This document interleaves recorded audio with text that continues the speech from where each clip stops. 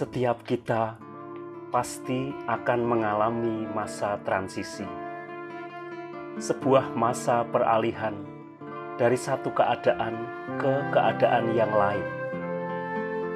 Masa transisi bukan akhir dari kehidupan, tetapi jembatan menuju ke kehidupan selanjutnya. Ketegangan demi ketegangan biasanya terjadi di masa transisi. Hal ini terjadi karena adanya ketidakpastian di masa transisi. Di masa transisi, kualitas hidup seseorang akan nampak semakin jelas. Apakah dia termasuk orang yang sudah menata hidupnya atau orang yang masa bodoh kehidupannya? Sabtu Sunyi adalah sebuah masa transisi. Transisi dari Jumat berdarah menuju Minggu bergelora. Dari kematian anak domba menuju kebangkitan Mesias Yesus Kristus. Pada masa transisi ini membentang antara harapan yang kandas dari para murid dan kejutan yang tidak diharapkan dari episode kemesiasan Yesus. Marilah melalui ibadah Sabtu Sunyi hari ini dengan tema Sabtu Sunyi, Sabtu Transisi, kita merenung dan berefleksi untuk menemukan sikap hidup yang benar ketika masa transisi hadir di dalam kehidupan kita. Marilah kita tinggal bersamanya dan Dia tinggal bersama kita melalui ibadah Sabtu Sunyi ini.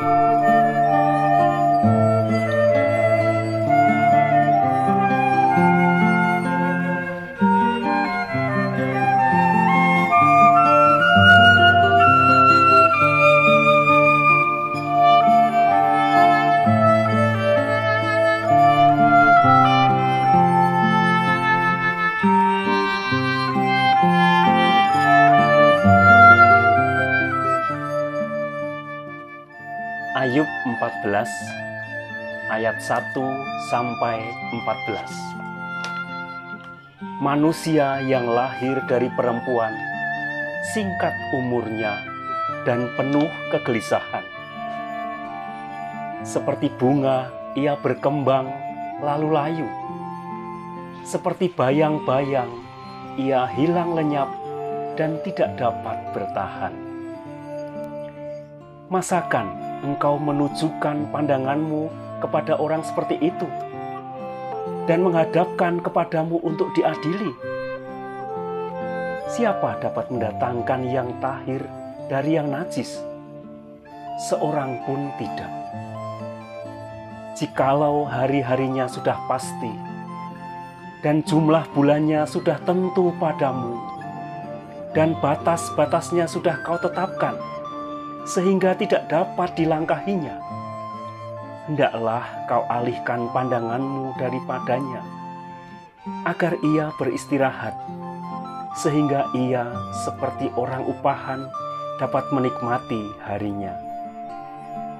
Karena bagi pohon masih ada harapan, apabila ditebang, ia bertunas kembali, dan tunasnya tidak berhenti tumbuh.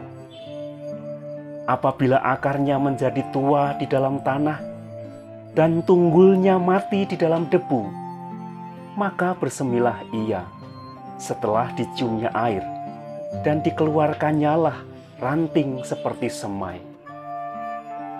Tetapi bila manusia mati, maka tidak berdayalah ia.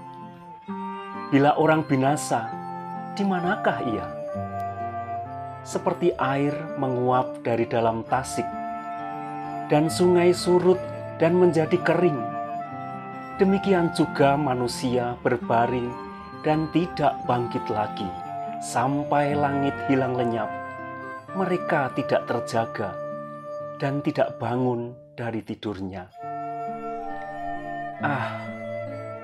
Kiranya engkau menyembunyikan aku di dalam dunia orang mati, melindungi aku sampai murkamu surut, dan menetapkan waktu bagiku, kemudian mengingat aku pula. Kalau manusia mati, dapatkah ia hidup lagi? Maka aku akan menaruh harap selama hari-hari pergumulanku, sampai tiba giliranku.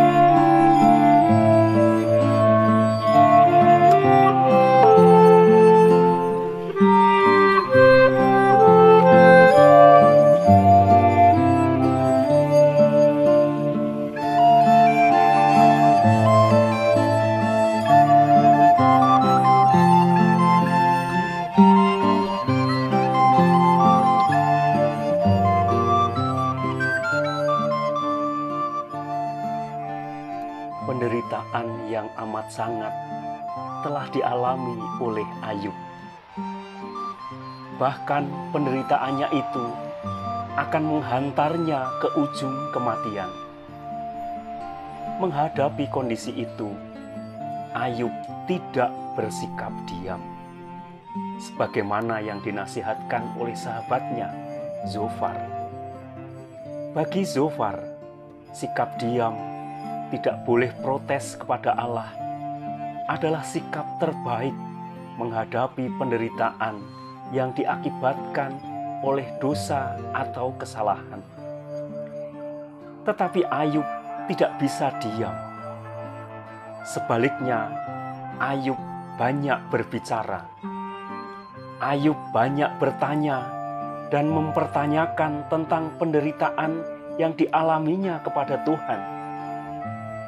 Semuanya itu Ayub lakukan karena Ayub mendapati dirinya tidak melakukan kesalahan atau dosa yang mengakibatkan dirinya layak dihukum oleh Tuhan. Dan akhirnya, secerca harapan kembali bersinar di balik pertanyaan-pertanyaan yang Ayub ajukan kepada Tuhan. Ayub berkata, "Maka aku akan menaruh harap selama hari-hari pergumulanku sampai tiba giliranku." Harapan itu menembus ruang dan waktu, antara kehidupan dan kematian. Jika pada akhirnya Ayub mati pun, Ayub masih berharap ada kehidupan setelah kematian. Mungkin saat ini saudara mengalami hal yang sama seperti yang dialami oleh Ayub. Saudara mengalami penderitaan yang amat sangat. Bahkan karena penderitaan itu, hidup saudara seperti sudah berada di ujung kematian. Semangat hidup saudara telah mati.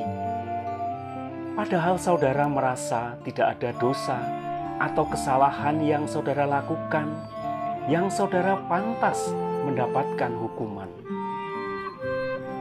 Menghadapi pergumulan seperti itu, saudara boleh bertanya dan mempertanyakannya kepada Tuhan. Karena itu, pada kesempatan saat ini, saudara diberikan kesempatan untuk menuliskan pertanyaan-pertanyaan berkaitan dengan pergumulan saudara kepada Tuhan. Silahkan saudara menuliskan pertanyaan-pertanyaan itu di kertas. Kemudian saudara bawa dan selipkan kertas itu di dalam Alkitab saudara sebagai simbol saudara menyerahkan pertanyaan-pertanyaan itu kepada Tuhan.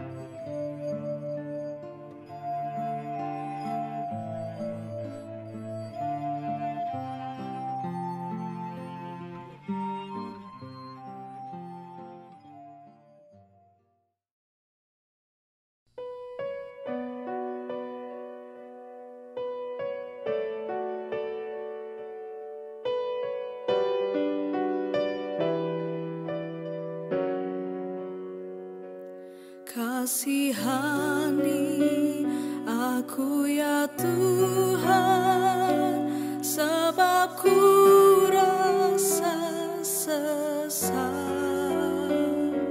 Selamatkanlah aku ya Tuhan, oleh kasih setiamu.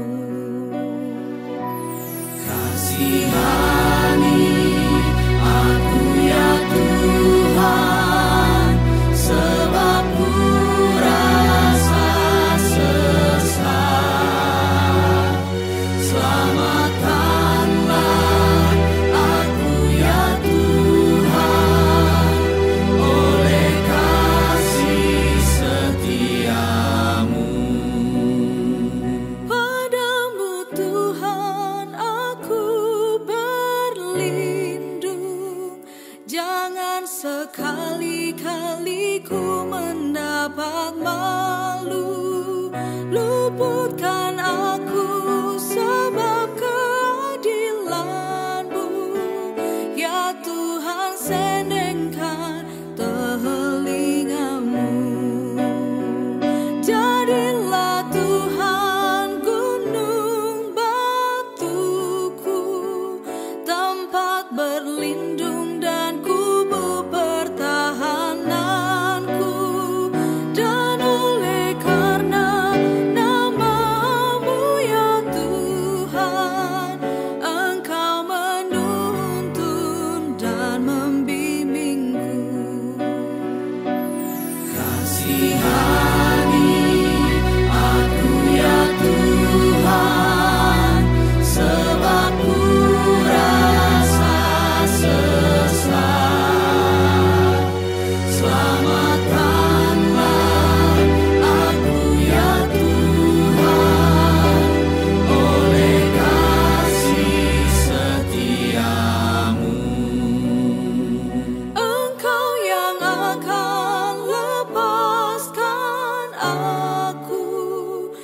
dari jaring yang dipasang terhadap aku, sebab Engkaulah tempat perlindunganku.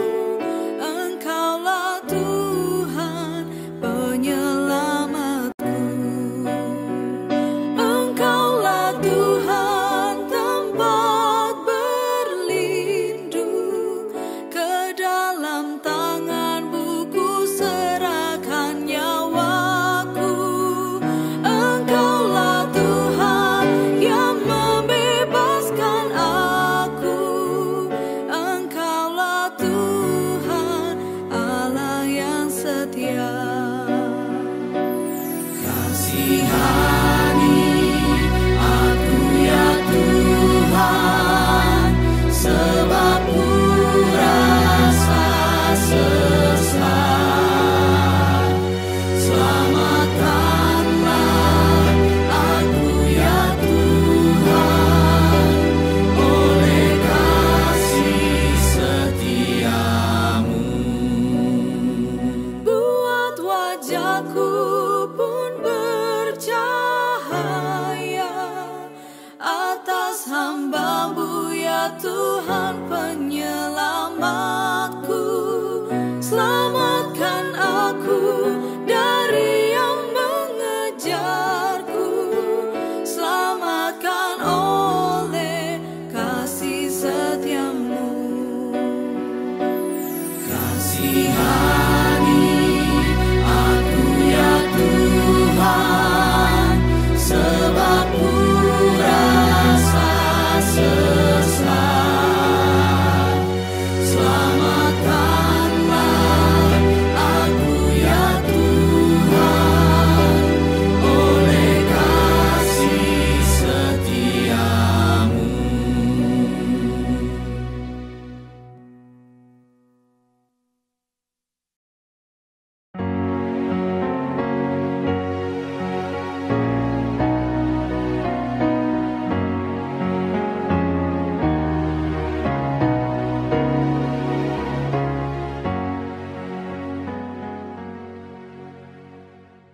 Satu Petrus 4 ayat 1-8.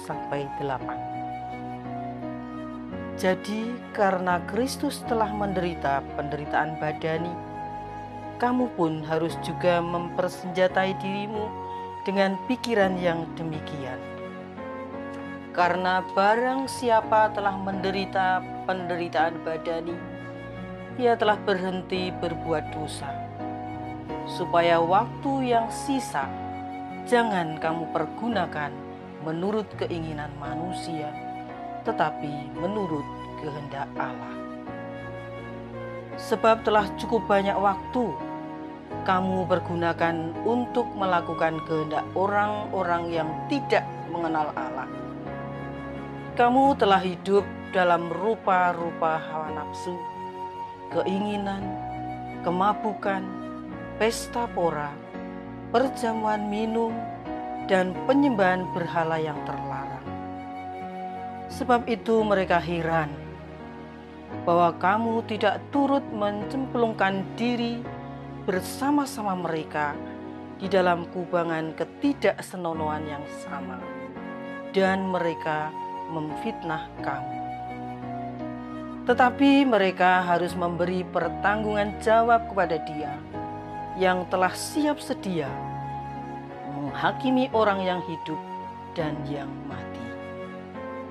Itulah sebabnya maka Injil telah diberitakan juga kepada orang-orang mati, supaya mereka sama seperti semua manusia, dihakimi secara badani, tetapi oleh Roh dapat hidup menurut kehendak Allah. Kesudahan segala sesuatu sudah dekat. Karena itu, kuasailah dirimu dan jadilah tenang, supaya kamu dapat berdoa.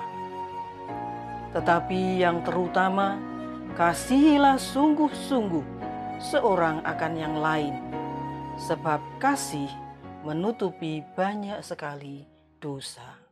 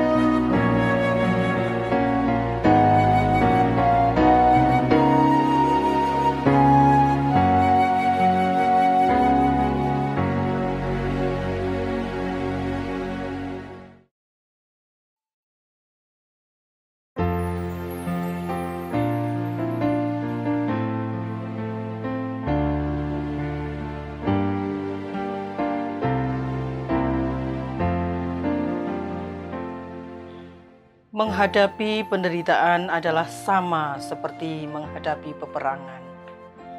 Senjata apa yang akan kita pakai akan menentukan kemenangan atau kekalahan dalam peperangan itu. Rasul Petrus menasihatkan agar kita mempersenjatai diri dengan pikiran penderitaan Kristus ketika kita menderita, di mana Kristus menderita bukan karena kesalahan, tetapi karena kebenaran. Dengan memiliki pikiran penderitaan Kristus akan menjadikan kita selalu siap menghadapi penderitaan karena kebenaran, dan memampukan kita untuk dihindarkan dari penderitaan karena kesalahan atau dosa kita. Penderitaan karena kesalahan akan berujung kepada kematian kekal. Sebaliknya, penderitaan karena kebenaran akan berujung kepada kehidupan dan kebangkitan di dalam Kristus. Karena itulah, setelah Kristus menderita dan mati, Dia bangkit. Dia tidak diam di dalam kematian, tetapi Dia bergerak dan hidup untuk memberitakan kabar sukacita kepada umat manusia, baik yang hidup maupun yang telah mati. Penderitaan seperti apakah yang sedang kita alami saat ini? Penderitaan karena kesalahan kita, atau penderitaan karena kebenaran yang kita lakukan? Sudahkah kita mempersenjatai diri dengan pikiran penderitaan Kristus? Mari kita mohon ampun atas dosa dan kesalahan kita, jika selama ini kita telah menderita karena kesalahan kita sendiri. Dan marilah kita memohon juga supaya Tuhan memampukan kita untuk mempersenjatai diri dengan pikiran penderitaan Kristus. Bapak, Ibu, dan Saudara yang terkasih, dipersilahkan untuk berdoa secara pribadi, merenungkan apa yang sudah dijalani.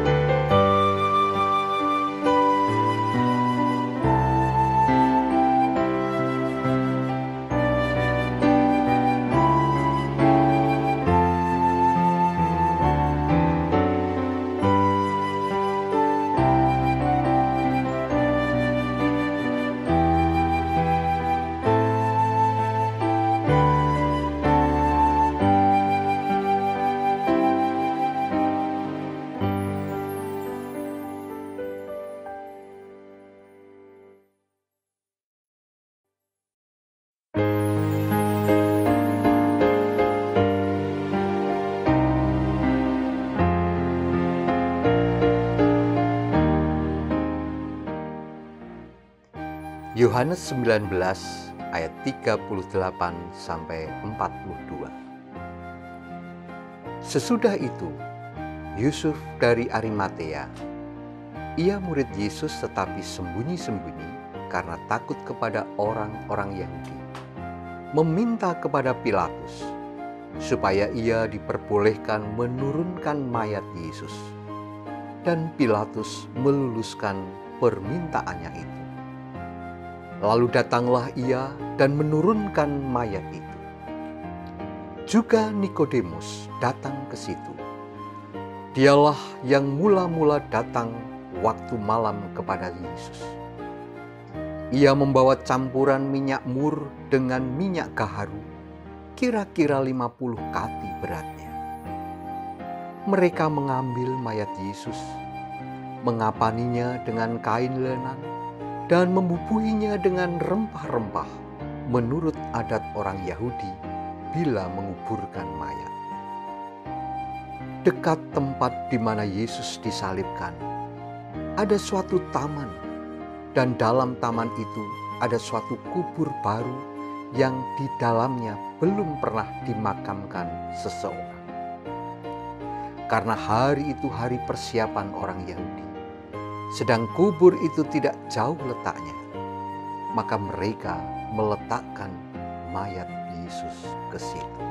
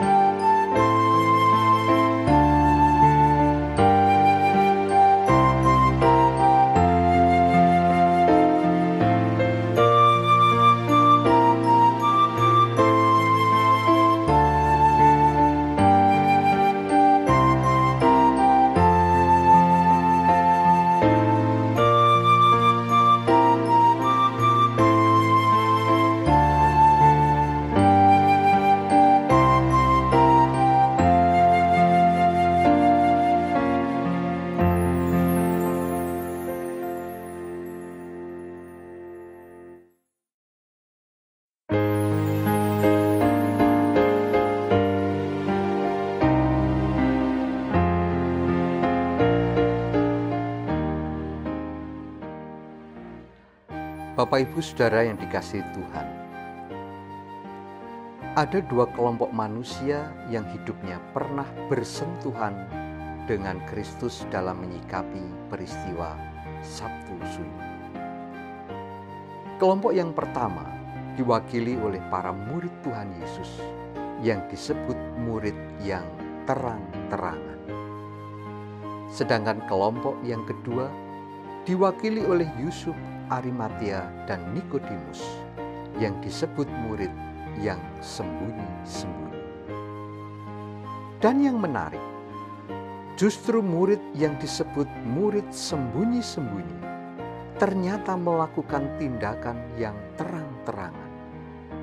Sebaliknya, murid yang disebut murid terang-terangan ternyata justru melakukan tindakan sembunyi-sembunyi. Saudara terkasih, ada orang yang identitas dirinya semakin kabur setelah menghadapi peristiwa kematian. Sebaliknya ada orang yang identitasnya semakin jelas setelah menghadapi peristiwa kematian. Yusuf Arimatea dan Nikodemus termasuk kategori orang yang kedua.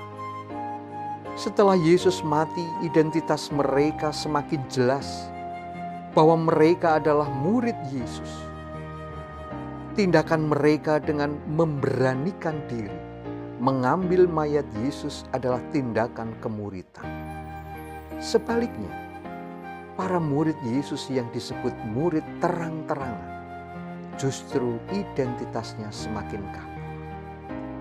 Mereka bersembunyi dalam ruang sunyi karena ketakutan. Cara Yusuf Arimatea dan Nikodemus memperlakukan mayat Yesus menunjukkan bahwa mereka melihat Yesus bukan sebagai manusia biasa. Bagi mereka, Yesus adalah Raja. Karena itu, mereka memakamkan Yesus seperti memakamkan seorang raja. Memakamkan Yesus di kubur yang baru.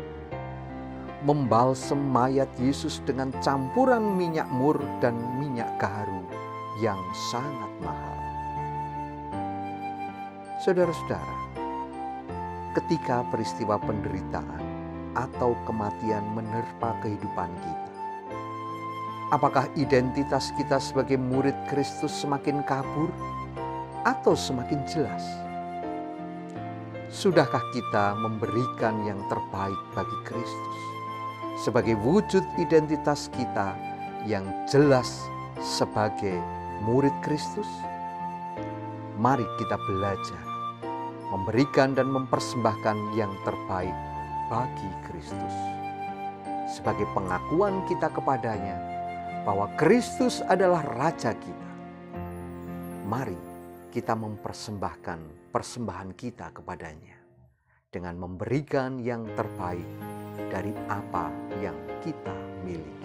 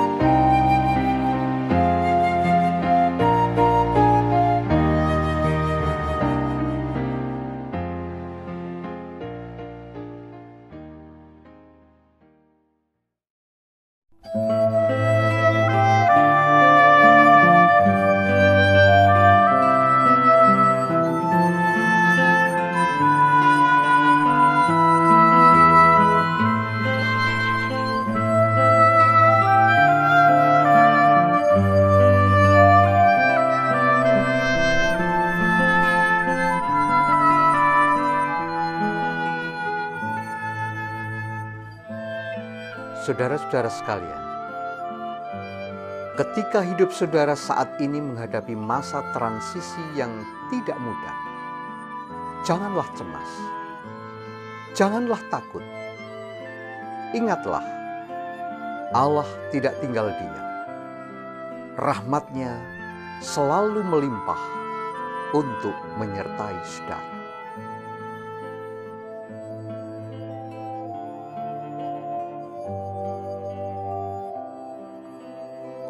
Saudara-saudari, dalam 1 Petrus 5 ayat 10 dan 11 dikatakan, "Dan Allah sumber segala kasih karunia yang telah memanggil kamu dalam Kristus kepada kemuliaan yang kekal, akan melengkapi, meneguhkan, menguatkan, dan mengokohkan kamu sesudah kamu menderita seketika lamanya. Ialah yang empunya kuasa sampai selama-lamanya. Amin." Sekarang, alamilah Tuhan Yesus dalam hidup. Bagi yang mau bersaat hening, dipersilahkan. Bagi yang hendak meninggalkan saat hening, dimohon tetap tenang. Dan kita akan berjumpa kembali pada ibadah Minggu Paskah besok pagi.